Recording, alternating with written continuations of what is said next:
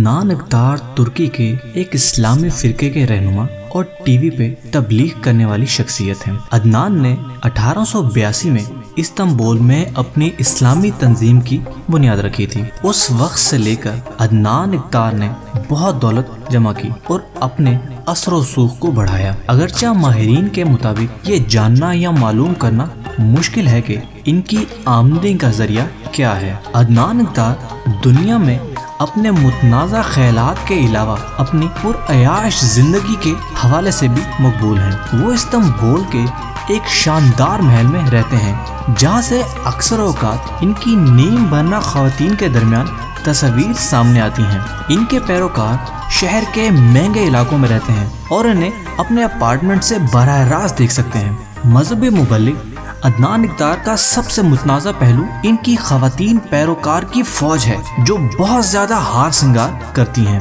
और बहुत कम कपड़ों में मलबूस होती हैं। इन ख़वातीन को अक्सर अदनान का चुलबुली लड़कियों का हरम कहा जाता है। अदनान की तंजीम को तर्क करने वाले कारकुनान का कहना है कि अदनान अपने पैरोकारों की ब्रेन वॉश करता है, इन्हें ब्लैकमेल किया जाता है और जिनसी गुलाम बना दिया जाता है, जिनमें अक्सरियत ख़वातीन की होती है। 1999 में तहकीकात के दौरान पुलिस के सामने आने वाले शवाहिद में बिना तौर पर ख़वातीन को कायल किया जाता है कि वो सेक्स के सेशन में शिरकत करें और उस दौरान उनकी तस्वीरें बना ली जाती हैं ताकि इन्हें बाद में ब्लैकमेल करने के लिए इस्तेमाल किया जा सके। अदनान की तंजीम को तर्क करने वाले कुछ कारकुनान का ये भी कहना है कि अदनान अपने पैरोकारों को खूबसूरत ख़वातीन की तलाश का कहता है और इसके साथ अमीर घराने के मर्दों को तलाश करके तंजीम में शामिल करने के लिए कहा जाता है। इसके मुरीदों के बारे में कहा जाता है कि इनमें से अक्सर को निजी यूनिवर्सिटियों में भर्ती कराया जाता है और फिर यूनिवर्सिटियों में खूबसूरत लड़कियों को वर्गला कर